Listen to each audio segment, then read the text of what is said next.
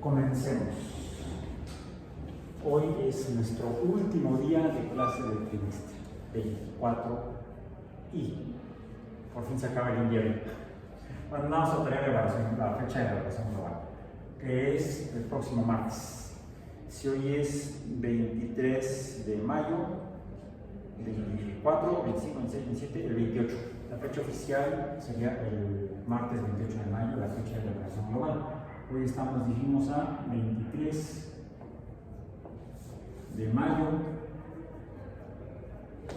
de 2024. Les digo que este ya está, este parece 24 en biomatemáticas 1. No se ve gris, no se ve negro. Para pintar. 23 de mayo, felicidades. Hoy es el día del estudiante. Los y las estudiantes, de todas aquellas personas que estudian. Eso es ser estudiante, alguien que estudia.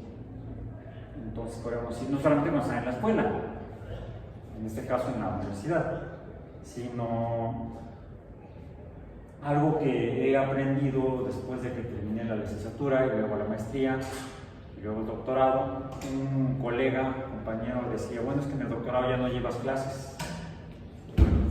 Bueno, al menos en el doctorado, en los doctorados, que yo sepa, en el doctorado en ciencias, en la División de Ciencias Biológicas y de la Salud de la UAM, esta palabra en particular, y de la División de Ciencias Básicas e Ingeniería, que fue donde yo hice mi doctorado, formalmente no se toman clases, no se llevan clases.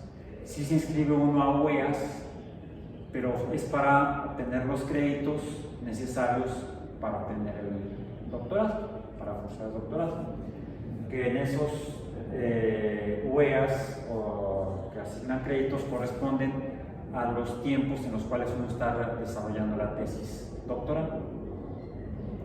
Es como lo que en algunas licenciaturas, creo que muchas, no sé si todas, de la división de CDBS y la división de CBI, al menos en la Universidad de Iztapalapa de la UAM, en el último año, en los últimos 3 trimestres de licenciatura, desarrollan un proyecto de investigación.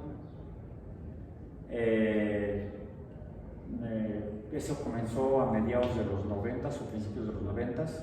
Se llamaba Proyecto de Investigación, o PDI, en el que se inscribían a diferentes UEAS. Típicamente eran 3 por trimestre, 3 en el trimestre 10, 3 en el trimestre 11 y 3 en el trimestre 12, que comprendían los espacios para desarrollar un proyecto de investigación en algún laboratorio fuera en la UAM o en algún otro lado, bajo la asesoría de alguna persona, profesor investigador de la UAM, algún docente, que sería su asesor de proyecto, que sería quien estaría firmando las actas de las UEAS correspondientes.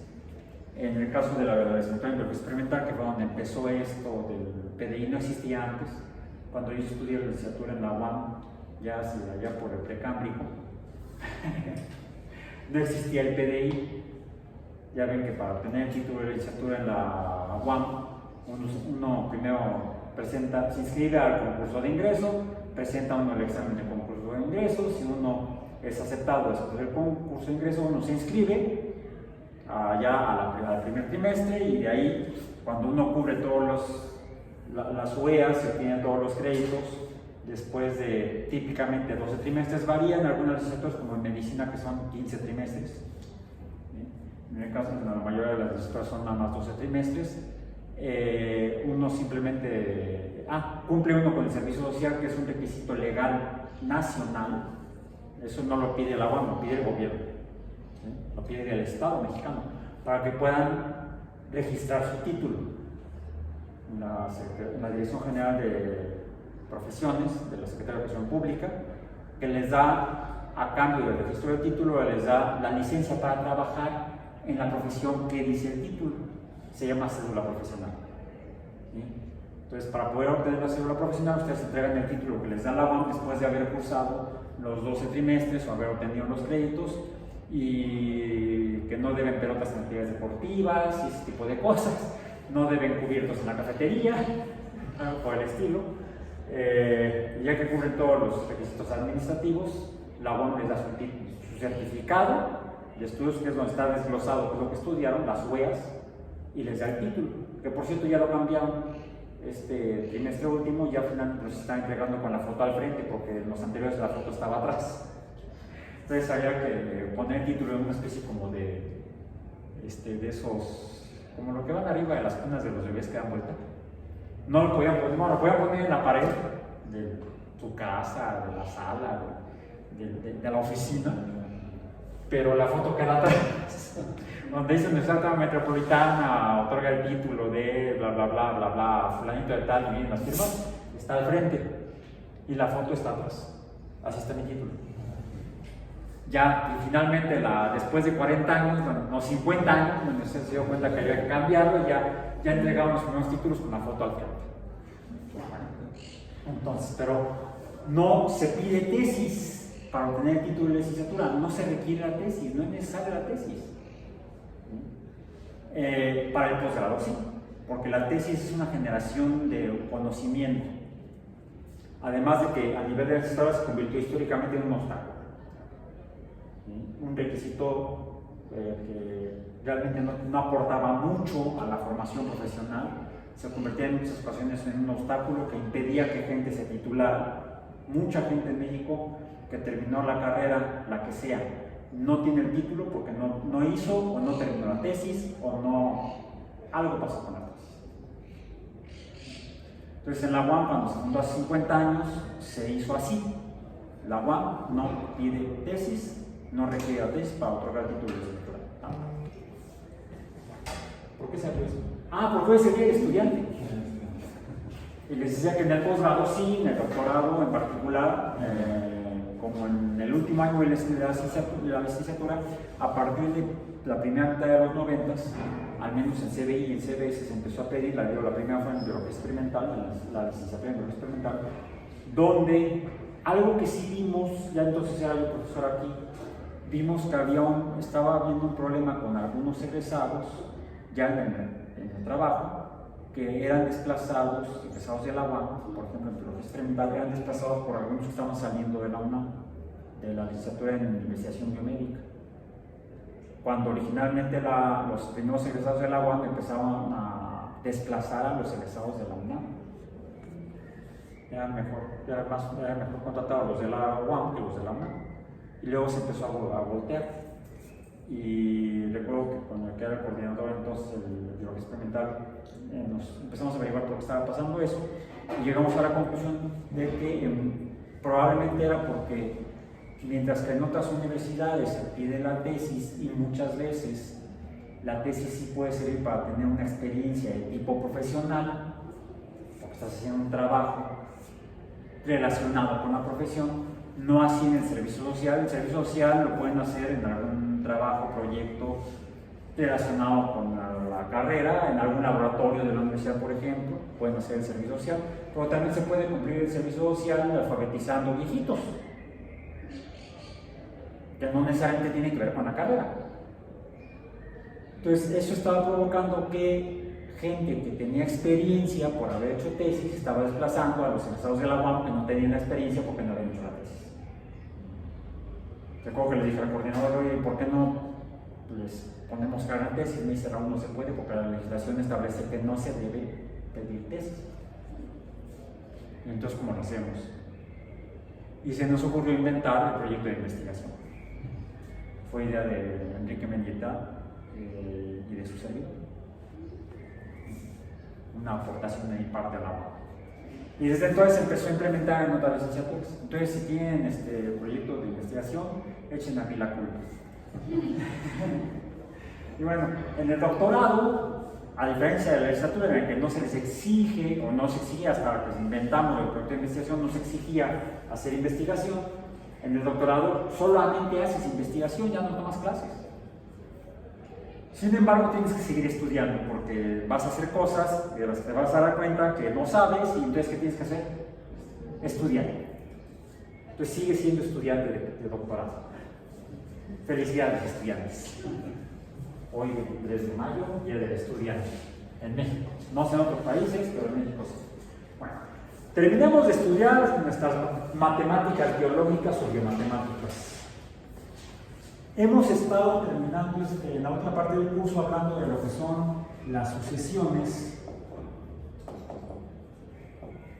que hay de dos tipos, las series. Bueno, comenzamos en orden con las secuencias primero. Las secuencias.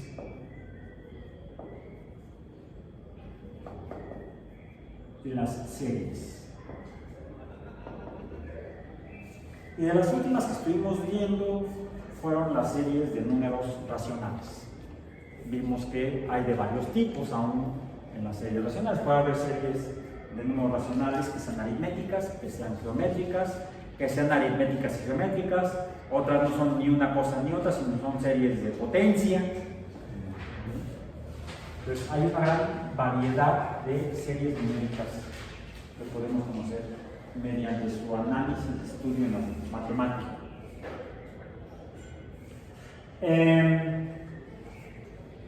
Las series son, en general, podemos calificarlas como sumas de números. Los números pueden ser números enteros, números racionales, ya mencionamos, incluso números irracionales, siempre que están ordenados, siempre que hay una relación matemáticamente descriptible. Y también pueden ser números naturales, enteros, pero también números reales enteros, no solamente racionales, sino números enteros. Y por lo tanto pueden ser números negativos y números positivos. Por eso podemos ver a todas las series como sumas. Aunque haya signos negativos, alguien diría, es una resta, es la suma de números negativos. Cualquier número, cualquier símbolo numérico que tenga una barra previa al símbolo del número, nos está informando que se trata de un número negativo. Siempre que tengamos un número con una barra previa al símbolo del número, se trata de un número negativo. Y podemos entonces a números positivos adicionarle números negativos, aunque eso aritméticamente se interprete como una sustracción o resta en lugar de una suma o adición. Podemos verlo de cualquiera de las dos maneras. Y fue así como vimos ayer algunos ejemplos que ya habíamos visto antes de las series de números alternantes, que alguien diría, bueno, es sumo, resto, sumo, resto, sumo, resto, o en términos generales podemos decir es la suma alternativa de números positivos y negativos.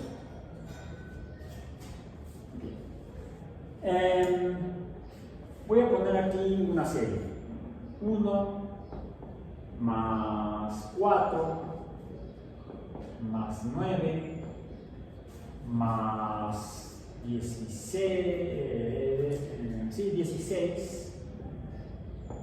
más 25 más 36 más, sería una serie infinita, una fila infinita de números por los puntos suspensivos. Los símbolos, como vimos al principio del curso, son importantes en el lenguaje de las matemáticas para poder leer y entender el mensaje matemático. Dijimos que el lenguaje matemático es un lenguaje no arbitrario, no libre, no estético. Como en el caso de las artes, el lenguaje es estético. Sí, te puede interpretar al gusto del observador. Es decir, puede ser diferente el interpretante, mientras que en matemáticas el interpretante o significado es exacto y preciso. Esto significa que se trata de una fila de números, sería una sucesión. Al haber signos de adición, se trata no de una secuencia, sino de una serie. Sabemos que es una serie porque es una fila de números ordenados, ¿sí? ¿Cómo sabemos que son números ordenados? Hay alguna, porque debe haber alguna relación entre ellos. ¿Cuál es la relación entre esos? ¿Mande? Van de menor a mayor, pero alguna otra señal o signo de que efectivamente no solamente el sucesor es mayor al predecesor, sino que hay un orden matemático en ellos. Se van sumando el número, ¿no? Que va siguiendo. Más 3, más 5, más 7, más 9, más 11. Ah, bueno, hay una diferencia entre ellos. Hay una diferencia entre ellos. Antes podríamos decir que, bueno, que hay una diferencia entre ellos. Lo voy a poner aquí. Entre este y este la diferencia es 3. Entre este y este la diferencia es 5. Entre este y este la diferencia es 7. La diferencia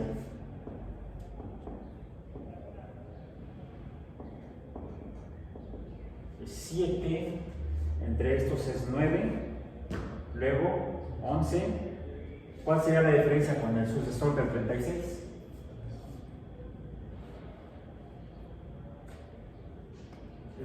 ¿Eh? 13. ¿Cómo supiste? ¿Por qué eres adivino, pitonizo, brujo? ¿O por qué? Es el que sigue, ¿no? Sí es, pero ¿por qué? Son primos, no sé si serán hijos de hermanos, serían primos, en primer grado, segundo. Son nones, ya nos dijo que no, nones, mano. Nones para los preguntones. No, son los números nones o impares. Nos faltaría el 1, que sería la diferencia respecto al previo, que no está. Al 0, vamos a decir, sería 1. 1, 3, 5, 7, 9, 11 son números impares o nones. No son primos porque ¿qué es un número primo?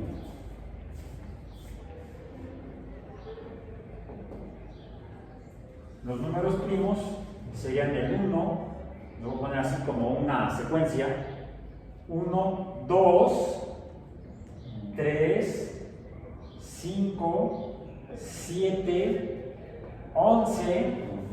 Ya hay una diferencia. No es el mismo el conjunto de los números impares que el conjunto de los números primos, porque el 2 es par y el 9, que es impar, no es primo. ¿Qué son los números primos? ¿Cuáles son los números primos? Son estos, pero ¿por qué son primos? No porque sean hijos de hermanos o hermanas. ¿Por qué, Brody? Son números que son divisibles entre él mismo y nos da 1, la división o cociente. O sea, 1 entre 1 es igual a 1, 3 entre 3 es igual a 1, pero también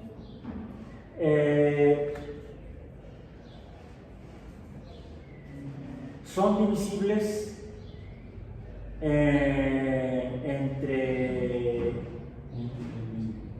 entre 1 y el mismo, ¿sí? Entre 1 y nos da el número entero, el número mismo.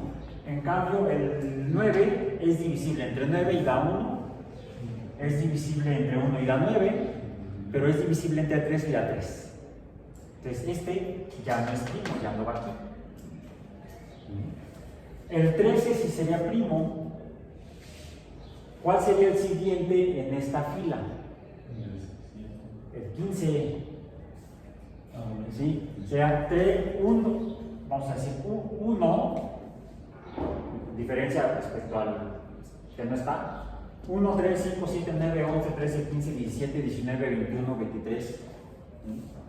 Si diríamos que entre los primos hay muchos números nones y solamente hay, o impares, solamente hay un número par, el 2. Porque todos los demás números pares, el 4, el 16, el 36, son divisibles entre 2. A su vez son divisibles entre 4. 16 entre 4 da 4. El 36 entre 4 da 8. Es 8. Bien, entonces, estos son impares, pero no son primos. El 13 es impar y es primo. El 15 no es primo porque es divisible entre 5 y entre 3. Entre 5 da 3, entre 3 da 5. Luego seguiría el 17, el siguiente impar. Y el 17 también es primo. porque solamente es divisible entre 1 y entre 17. Entre 17 da 1 y entre 1 da 17. También entonces aquí podemos decir que tenemos esta otra secuencia de números primos. Aquí tendremos una secuencia de números impares, estos son impares. El plumón ya está llegando al final, el final se acerca ya. ¿Cómo va la canción? En español, no sé, me la sé en inglés. My Way. Oye, de mi cuate. No, no es The Way, otro Way. My Way. W-A-Y en inglés. Frank Sinatra. Frank Sinatra. Frank Sinatra. Frankie. Que en español la tradujeron, varios la han interpretado como a mi manera. Me gusta más la versión. Sí, hay canciones y poemas y obras literarias que son más estéticas, en su forma original del lenguaje humano. Cuando uno las traduce, en realidad ya no es una traducción, es una transformación no solamente a otro idioma humano, sino a otra cultura humana.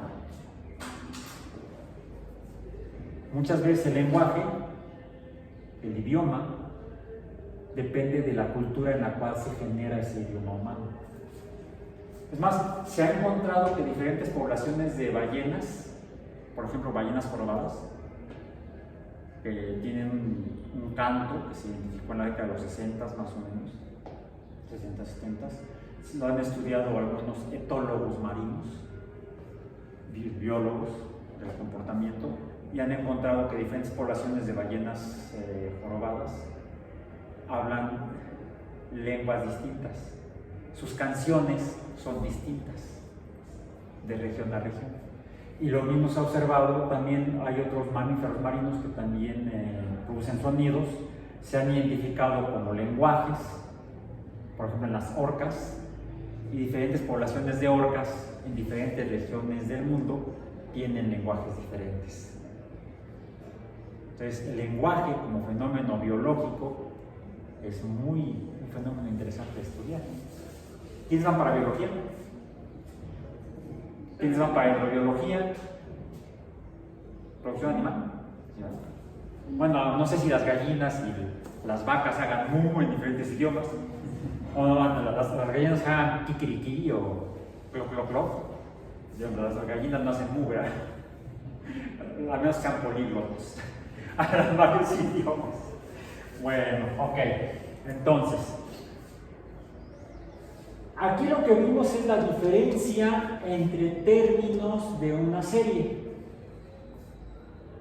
Y tenemos una secuencia. También podemos tener la secuencia de los números. La secuencia sería 1, 4, 9, 16, 25, 36, puntos suspensivos. Sería los mismos números, pero en forma de secuencia, y estos sean los números en forma de serie.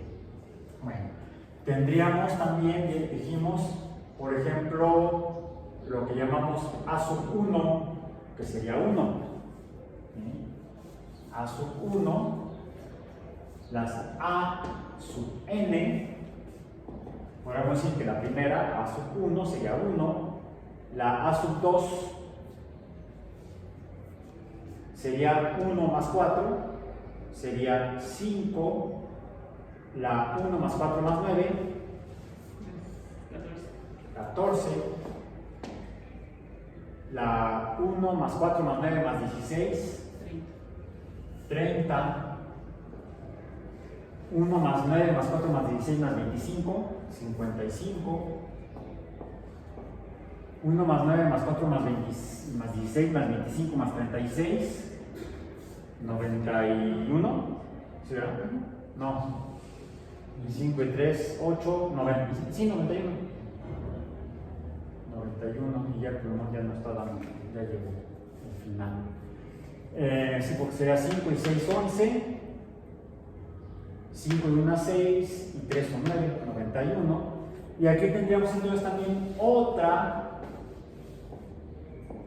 fila de números que ya habíamos visto antes como tema, que eran las sumas parciales. Bueno, podemos hacer secuencias numéricas con sumas parciales de series numéricas. También podemos obtener la operación aritmética o analizar con base en la operación aritmética complementaria o recíproca a la suma. Si tenemos las sumas parciales o las sumas de secuencias, las sumas parciales de secuencias, ¿esto qué sería? Estos números serían consecuencia de no de las sumas parciales, sino de las restas, solo que aquí no pueden ser restas parciales. Sean restas entre pares de términos. Estas diferencias secuenciales podemos definirlas. Me lo van a tener que quedar así con lo que lo diga, porque serían, por ejemplo, no tienen por ahí algún pulmón, a sub n más 1 menos a sub n. Ahí está. Y así definimos a las diferencias secuenciales. Es decir, el segundo término menos el primero es 3. El tercer término menos el segundo es 5. El cuarto término menos el tercero es 7. Y así sucesivamente.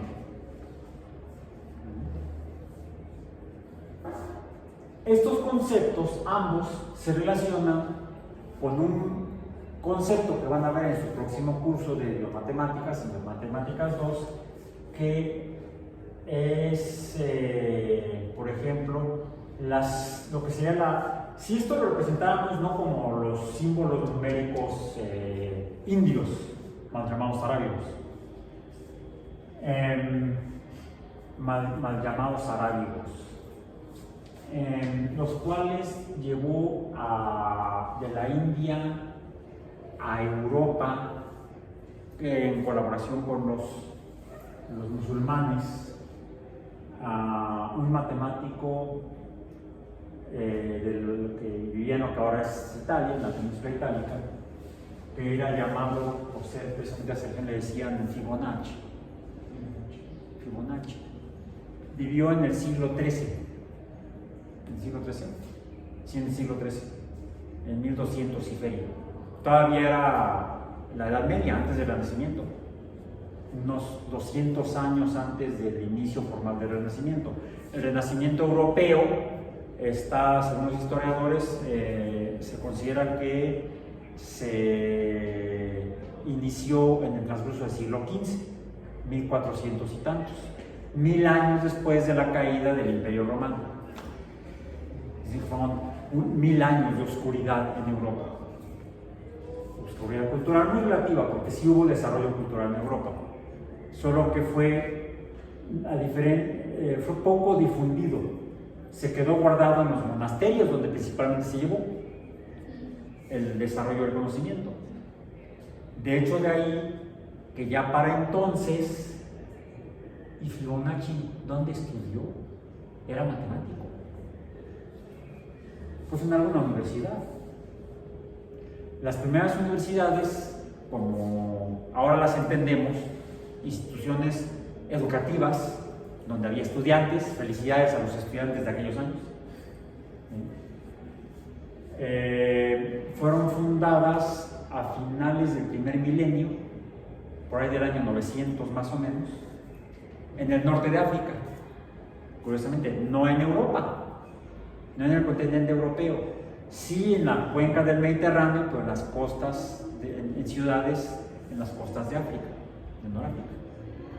De ahí esta idea se extiende a través del Mediterráneo, con actividades comerciales, de intercambio y culturales, a fundar las primeras universidades, por ejemplo, en la península ibérica, lo que ahora es España o Portugal, donde se fundan de las primeras universidades europeas. Pues lo que está más cerca de África, pues está el estrecho de Gibraltar. Está también no muy lejos del norte de África, está Sicilia, la península itálica, y es por eso que también se empiezan a fundar este tipo de instituciones de estudio y de generación de conocimiento. Eso es una universidad, no es solamente una escuela donde la gente va a estudiar. O sea, no solamente hay estudiantes y profesores en las universidades, sino que también hay filósofos, matemáticos, astrólogos, médicos, generando conocimiento, haciendo investigación filosófica, matemática, astrológica, médica, alquímica, o sea, no era química, era alquimia, botánica, ya la botánica ya era una actividad como tal, formal. No existía la biología, esa apenas tendrá como 150 años, 180 años, no llega a 2 siglos la biología. La química formalmente sí ya tendrá 220 años más o menos, con la publicación de la Nueva Filosofía Química por John Dalton a principios del siglo XIX. La física, pues podemos pelearnos si fue Copérnico, si fue Galileo, si fue Newton, pero es alrededor del siglo XVII, 1600 y algo. Ya estamos hablando de 400 años de la física. Antes de eso, pues era la física aristotélica, 2300 años, 2400 años, y nada más. Lo demás era medicina, sí, medicina. No muy diferente de la de hoy. Bueno, depende. Depende. Lo que sí, afortunadamente no existía la homeopatía. La homeopatía la inventó un fulanito a principios del siglo XIX. El doctor Hahnemann. Antes de la teoría atómica de la Nueva Filosofía Química de Dalton, que era médico, Hahnemann ya andaba inventando la medicina homeopática. Bueno, por lo tanto no puede estar fundada en la química. Yo nomás digo, evidencia histórica. Entonces,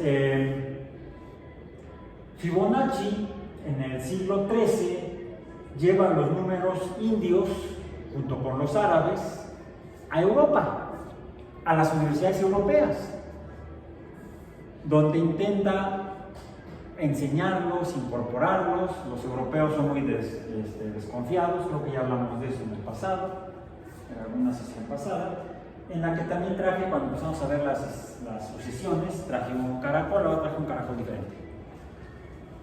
¿Por qué Porque se ve más claramente la espiral. En el otro tenía como forma de estrella, entonces hace difícil poder apreciar la espiral en este caracol. En cambio, en este caracol sí es fácilmente apreciable. ¿Sí? Y lo interesante es cuando, si tenemos una regla calibrada, puede ser en sistema internacional como esta, podríamos empezar quizá a medir la distancia entre vueltas de la espiral. Bien. Y vamos a ver, es posible que si acomodamos la regla, es un poco mañoso porque tiene que ver en cuanto a yo ajuste a poder medir las distancias entre líneas de la espiral que atraviesen el centro de la misma. Quizá yo pueda encontrar que pueda medir las distancias con números enteros de milímetros, 1 milímetro, tal vez 2 milímetros. Yo ya medí este caracol, en particular, y lo que obtuve fue una secuencia numérica que hace 1000 años, o casi 1000 años, describió, hace 800 años, podríamos decir, estamos en el siglo XXI, en el siglo XIII, son 800 años, Fibonacci, la cual entre el centro de la espiral y en la siguiente hay 1 milímetro de distancia. Entonces escriban un 1 en su cuaderno, porque ya mi pluma no da. Puedo poner el 1. 1. Y luego otro 1. Comienzo con el 1 y luego pongo otro 1. Luego hago la suma parcial de esos dos. ¿Cuál es el producto? 1 más 1, 2. Y luego sumo, pero no como la suma parcial a mayúscula sub n, que sería sería primero la primera suma parcial, luego la segunda suma parcial, luego la tercera suma parcial. No, voy a sumar como si estuviera haciendo diferencia, solamente por pares. Si sumo 1 más 1, 1 más 1 me da 2. Si sumo 1 más 2, ¿qué sigue? 3. 3, ahí está un 3. Medio borroso, pero está 3. Un 3 fantasma. El fantasma de Fibonacci. Si sumo 2 más 3, da 5. 5. Si sumo 3 más 5, 8. 8 más 3, 8 más 5, 13. Por eso dije 13. 8 más 5, 13. 8 más 5 más 8, 13. 8 más 13, 21. 13 más 21, 54. ¿Sí? ¿Muy bien? ¿O me regreso? 34. No, 34. Ah, sí, 34, sí, 34. Me equivoqué. 34, perdón, corríjame. 34. Era 13 más 34, ¿sí? No, 21 más 34. 55. 55. Cuando se había por 50 y algo. ¿Sí? Quedó entonces 55. Era 34 más 55 da 89.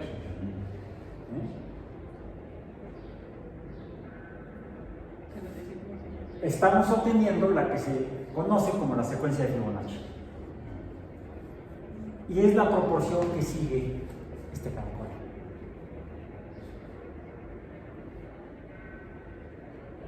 Busquen en algún lugar donde vendan caracoles. Hay muchos en la Ciudad de México, desafortunadamente. Y pues ya muchas veces son esqueletos de caracoles que ya fallecieron y la gente los recogió. Tampoco es muy bueno porque el que queden donde estaban contribuyen a los ciclos biogeoquímicos, donde la materia se reincorpora a la biosfera y es utilizada por otros organismos para sus ciclos vitales. Pero consigan por ahí un par de caracoles diferentes, tomen una regla calibrada en milímetros de preferencia y busquen esa secuencia. Tal vez la encuentren en algún caracol, tal vez no en todos. Si pueden, busquen un par, 2 o 3 caracoles que se vean diferentes, que puedan parecer de especies distintas, de gasterópodos. Los caracoles son moluscos gasterópodos, o sea, caminan con la panza, es lo que significa. Caminan con el vientre. Lo interesante es que esa secuencia de Fibonacci no solamente se observa en algunos caracoles, sino que también se observa en la espiral que forma el brote de los helechos. ¿Los han visto? También son espirales y también cumplen con esa secuencia de Fibonacci.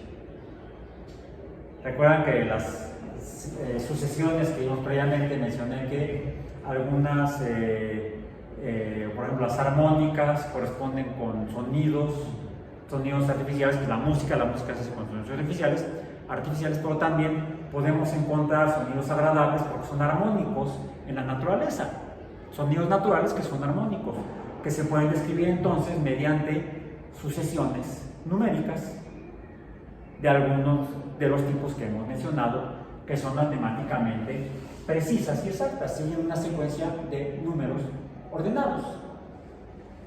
A diferencia de lo que se ve en filas de números desordenados, como los números aleatorios, los cuales podríamos, en el caso del sonido, relacionarlos con lo que entra por la ventana, que parece más ruido que música. Ya, profesor, qué aburrido. Bueno, a veces son muy clásicos, bueno, lo que se refiere a música. Por clásico no crean que solamente Bach, Mozart y Beethoven. No. También los Beatles, los Doors, sí es música de sus abuelitos, Quizá los Beatles estuvieron vigentes, se hicieron famosos entre 1960 y se desmembraron, se separaron, se les cayeron los brazos, se desmembraron, se les cayeron los miembros. No, se separaron en 1970. Antes de la fundación de la UAM. Hace 54 años que los Beatles se separaron. 54 años. Yo tengo 63. Yo tenía 9 años cuando se separaron los Beatles. A mí no me tocaban los Beatles. Me gusta su música porque es muy armónica, mucha de ellos. O sea, es matemática la música, mucha de la música de los Beatles. Y algunos ya llego en un par de en el año que entra. When I get older, losing my hair, many years from now, da da da da, will still be sending me a Valentine, birthday greetings, bottles of wine. Cuando tenga 64, el año que entra. Ok. Bueno, la naturaleza, sin la cultura humana, mucho de lo que hemos generado es matemáticamente descriptible, primero, y segundo, mucho otro de lo que hemos generado lo hemos hecho con base en matemáticas. La naturaleza nos lleva miles de millones de años de ventaja. La vida comenzó en la Tierra hace aproximadamente 3.800 millones de años y es descriptible por medio de modelos matemáticos. Sí es cierto, los caracoles no fueron las primeras especies, los primeros organismos fueron protobacterias, arqueobacterias, o más bien los ancestros de las actuales arqueobacterias, las cuales arqueobacterias no son idénticas a sus ancestros de hace 3.800 millones de años, se parecen mucho, pero yo no me parezco a mi abuelito, bueno, a veces me veo en el espejo y mejor me quedo callado. Bien.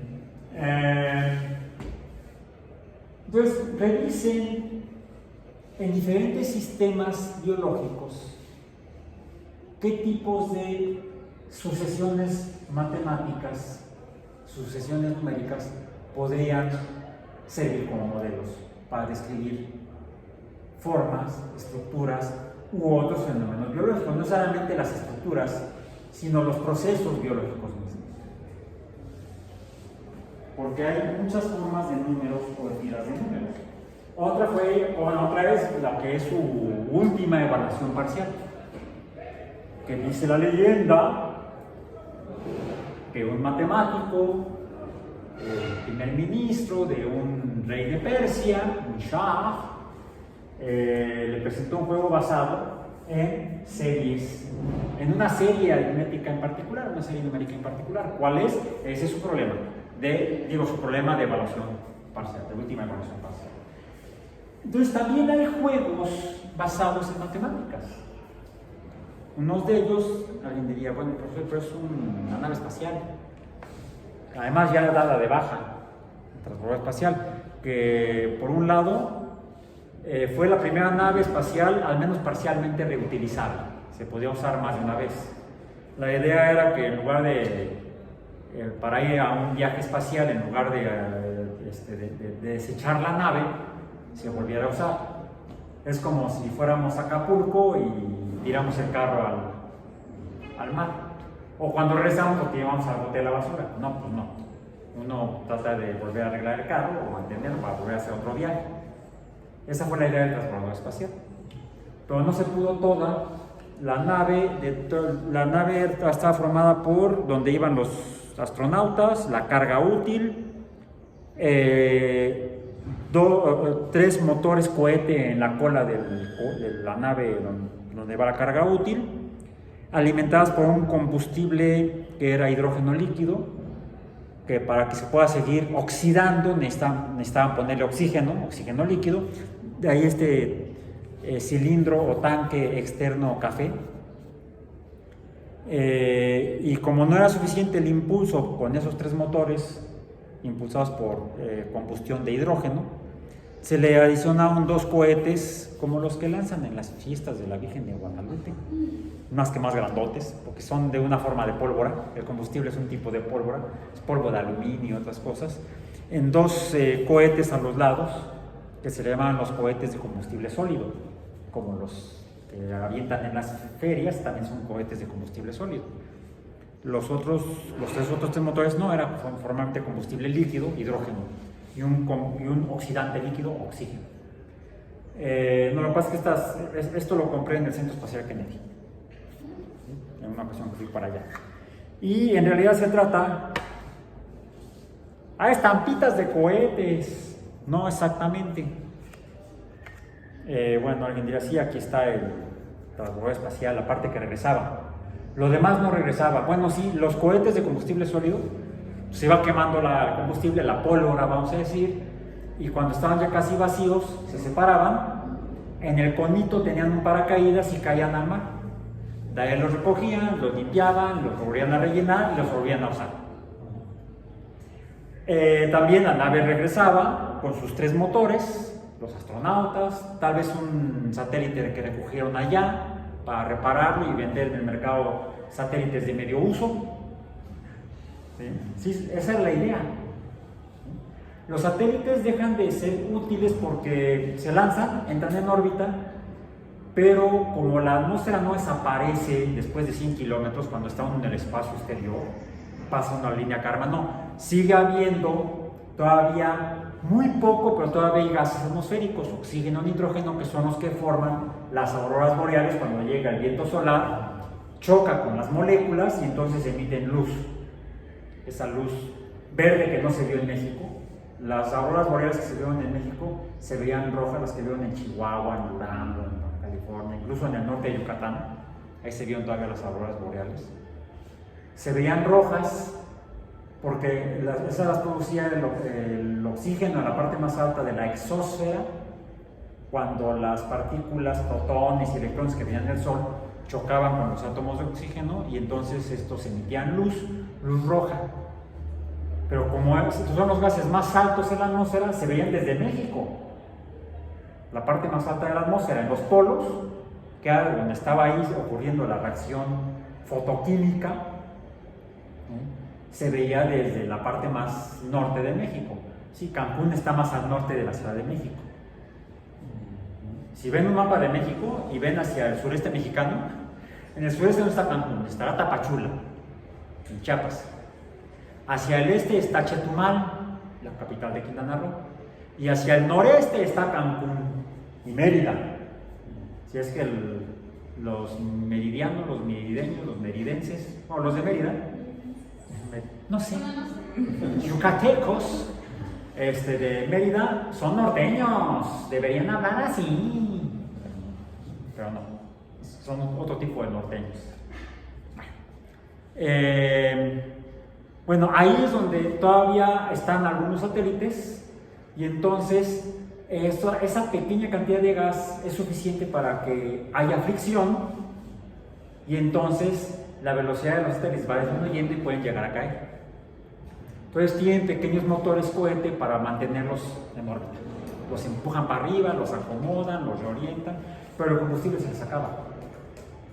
Entonces una idea del transbordador espacial era ir a tomar esos satélites, meterlos en el compartimento de carga, traerlos a la Tierra, arreglarlos y venderlos como satélites de medio uso. Sí, ahí donde venden, junto a donde venden autos usados, ahí vendían casi estaban los satélites de medio uso. Satélites seminuevos le llaman.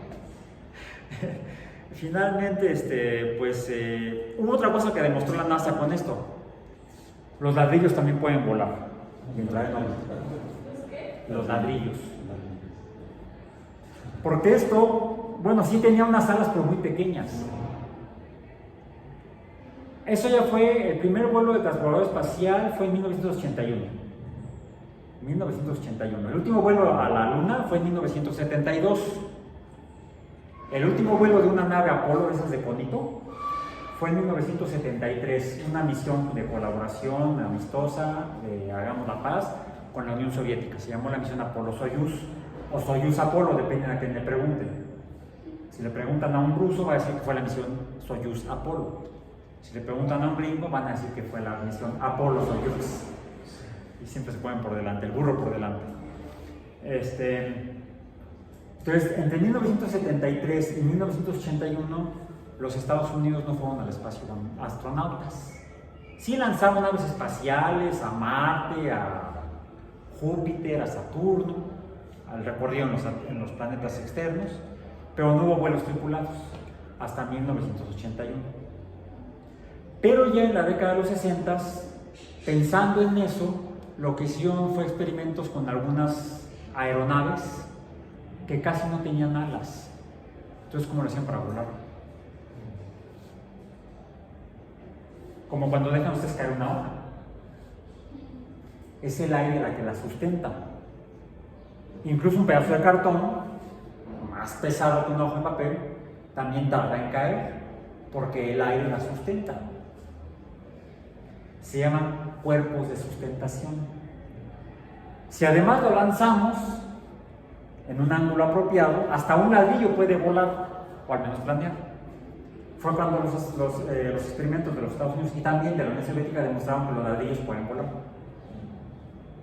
No tenían por qué tener alas migrantes. Con estas alas en delta que tenían lo suficiente para que, después de dar las vueltas en el alrededor de la Tierra en la misión correspondiente, regresaba a la Tierra planeando como un cuerpo de sustentación. Finalmente salió más caro el caldo que las albóndigas, porque la idea de hacerlo reutilizable era disminuir el costo. Obviamente, si estás comprando un carro cada vez que viajas, pues el costo es muy alto. ¿Cómo lo reduces? Tratas de reutilizar el carro.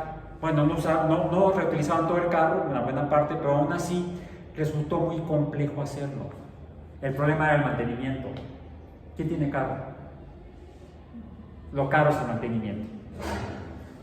Eso que dicen que no, es que el automóvil, el patrimonio familiar, no es cierto, es un maldito gasto.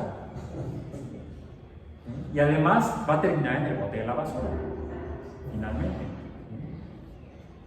Entonces, lo mismo pasó con además de que tuvo dos accidentes fatales.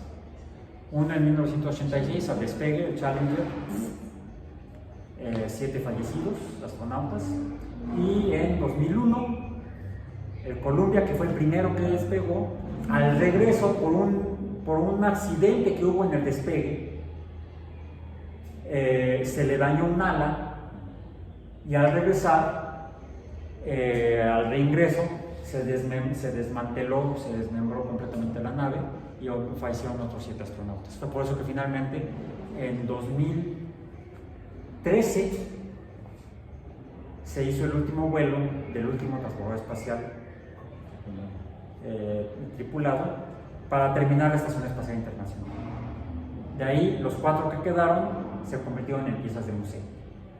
Uno está en Los Ángeles, otro está en Kansas City, creo, otro está en Nueva York y otro está en Washington. Ok. Pero ¿qué más tiene esta carta? Además del transbordador espacial, tiene aquí una A y acá tiene una A al revés. ¿Y qué? Aquí es el pie de foto.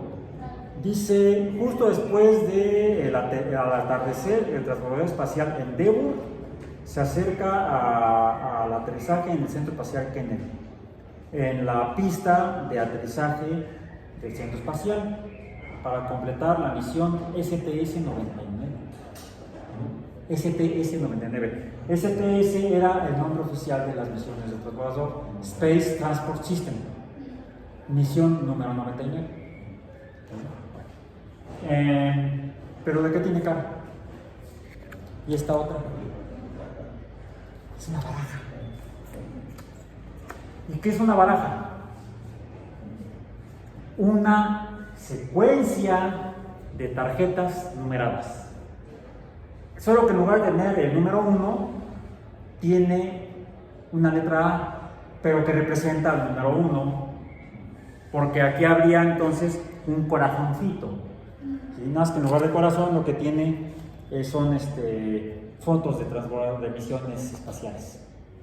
¿Sí? Las barajas tradicionales inglesas, se llaman estas, lo que tienen aquí en medio es el número de figuras que indica en la esquina el número.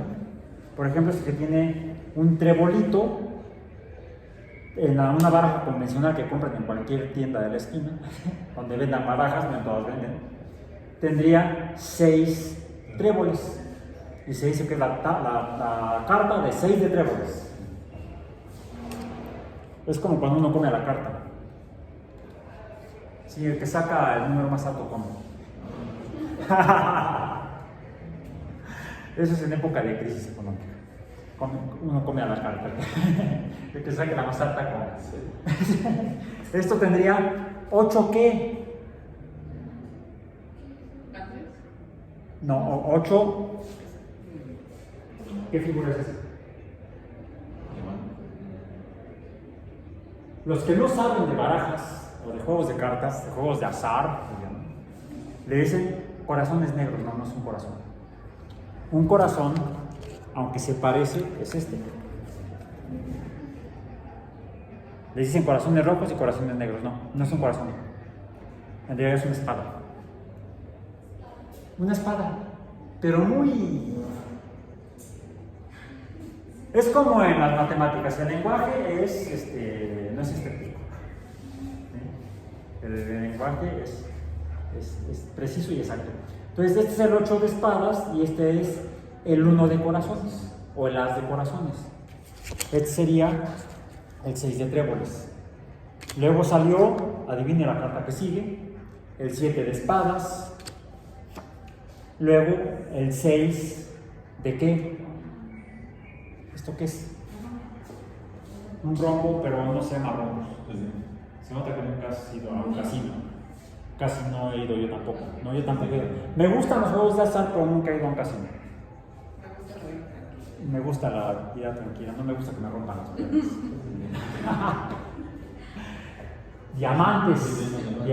Diamantes. También están los de diamantes. Esos son otros. 5 de espadas. Bueno, una baraja, bueno, esta es propaganda, publicidad. Kennedy Space Center, la Toyota Kennedy Space Center, y acá suena a película de Batman. Joker. En realidad, viene en las barajas tradicionales, viene aquí un bufón, un Joker, un arlequín. Esos eran los que divertían a los reyes, a las reinas, en las casas, en las cortes, a las comunidades nobles, o a los de la nobleza en la Edad Media, por ejemplo, los bufones. Ahora les llaman científicos o intelectuales, abajo firmantes. Ay, sí, son unos bufones. No, sus chistes son muy malos. Hasta parecen chistes del profesor de biomatemáticas. Bueno, al menos yo me río de mis propios chistes y no nadie más se ríe. Profesor, no haga drama. Oigamos la música, mejor vamos a bailar. Bueno, una baraja inglesa, porque no solamente los ingleses han hecho este tipo de juegos, también hay una parecida, pero que la hicieron en la península ibérica. ¿Cómo se llama? La baraja española, donde también tiene secuencias o sucesiones de números. 1, 2, 3, 4. ¿Cuántas? ¿Cuántas? No me acuerdo. Es que yo casi nunca juego con baraja española, casi siempre juego con baraja inglesa. Por eso no me acuerdo. ¿Sí? Pero sería interesante que compararan cómo es una baraja española y cómo es una baraja inglesa. Bueno, aquí es del 1 al 10 y luego vienen las figuras de los nobles. Déjenme ver si encuentro alguna. 3, 5. Ah, aquí hay uno. También tiene J, pero no es Joker. Algunos le dicen, bueno, no sé ahorita cómo le digan, pero en mis tiempos le decían Joto. es Jack. Jack. ¿Sí? Jack de diamantes. ¿Sí? En México le decían, al menos así le decían mis primas. J de diamantes. Y este sería Kelvin. No es termodinámica. La K en termodinámica, en física, es Kelvin. Aquí es the king, el rey. Este sería el rey de diamantes. Bien. Y entonces tenemos el Jack. Acá me salió el rey de corazones. ¿Y cómo sale la película de Alicia? Aquí está. La reina de corazones, una Q. Queen. ¿Sí? Queen. ¿Cómo era? No. Ese Queen no. Ese es otro Queen. O sea, es The Queen, pero de la reina. No, entonces él es la reina, el otro era pues, la banda de Queen. Y lo que se tenía formalmente serían cartas desde el 1 hasta el 10. Bueno, se tienen del 1 hasta el 10 y 3 cartas de la nobleza, que representan en números 11, 12 y 13. Ahora, tenemos 4 figuras en las esquinas. Déjenme ver, acá estaba, sí, acá está. Corazones, diamantes, espadas y tréboles. ¿Cuántas cartas conforman a la baraja inglesa? 13 por 4, 52. Son 52 cartas las que componen a la baraja inglesa, distinta a la baraja española. La baraja española es decimal. Dijiste que es hasta el 7. Es del 1 al 12, pero no hay 8 ni 9. O sea, 8 y 9 le quitamos 2. 12 menos 2 nos queda 10. Es decimal. Esta ya saben que los tristes anglosajones usaban su sistema imperial. ¿Sí? No es base 10, es base 12. La baraja española es base 10. Entonces uno puede hacer, o las sociedades han organizado juegos con bases matemáticas, pero con bases numéricas diferentes. Y en función de esas bases numéricas y las combinaciones de números, y las posibilidades de combinaciones de números, es que se organizan los juegos con los que se entretienen con esas cartitas. No son de las que uno hace, no eran para ser tapados, volados, no eran ¿qué? Pokémones o cuáles eran. Esos son otros juegos. Pero muchos juegos que han inventado los humanos están basados en números. El dominó, el ajedrez, los juegos de cartas. Aún el billar es un juego definido matemáticamente. El juego es un entretenimiento. La serie de Fibonacci describe la naturaleza, pero también los humanos han hecho obras con base en organización de números, sucesiones de números, algunas de hecho con base en la secuencia numérica de Fibonacci. ¿Tienen su cuaderno? ¿Tendrán hojas cuadriculadas? Si tienen hojas cuadriculadas, mejor. Comiencen dibujando o remarcando en un cuadro en medio de su cuaderno un cuadro. Remarquen un cuadro. Uno, porque vamos a usar la secuencia de Fibonacci. Luego, junto a ese cuadro, hacia un lado, hacia la derecha o hacia la izquierda, dibujen otro cuadro igual, pegadito, junten dos cuadros. Alguien diría, bueno, pues ya tengo entonces los dos primeros números de la secuencia de Fibonacci. Si lo sumo, queda 2. Así, como tienen dos cuadros juntos, pueden tener el primer lado de un nuevo cuadro. Háganlo hacia abajo o hacia arriba, dependiendo de donde hayan su cuadro. Si dibujaron los primeros dos cuadros arriba, hacia abajo, dibujen o completen el cuadro de 2 por 2 cuadritos. Ahora, al haber dibujado dos cuadros juntos, ya no tienen un cuadrado, tienen un rectángulo. ¿Sí? Un rectángulo que sería de 1 por 2 lados. Ahora, al haber dibujado debajo del cuadro, debajo del rectángulo de 1 por 1, de 1 por 2, el cuadrado de 2 por 2, ahora lo que tienen es un rectángulo de 2 por 3. Ahí está el cuarto dígito de la secuencia de Fibonacci, el cuarto término. El quinto término, ¿cuál es? El 5. ¿Dónde está el 5 en el dibujo que están haciendo?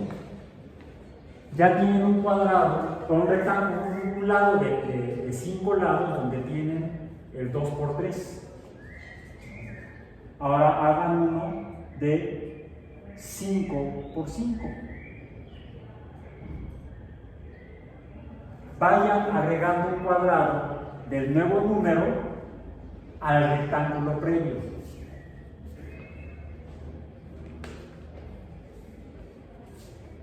No, es en el mismo.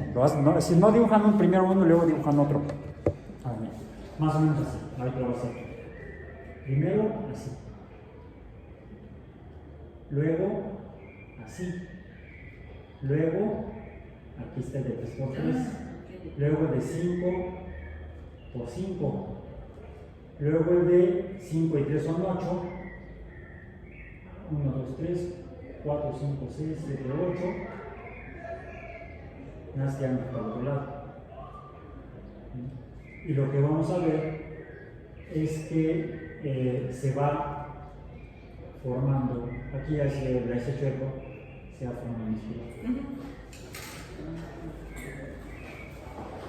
Lo que han obtenido cuando ya tienen el rectángulo de 2 por 3, y luego el de 3 por 5, y luego el de 5 por 8, son rectángulos proporcionalmente iguales.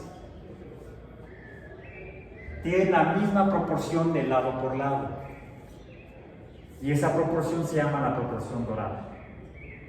Y el rectángulo de estas proporciones se llama el rectángulo dorado.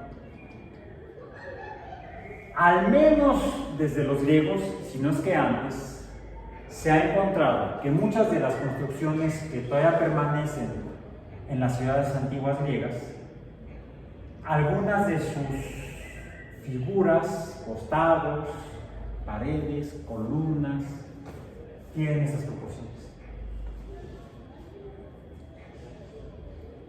No solo eso, algunas figuras, esculturas, estatuas, tienen estas proporciones.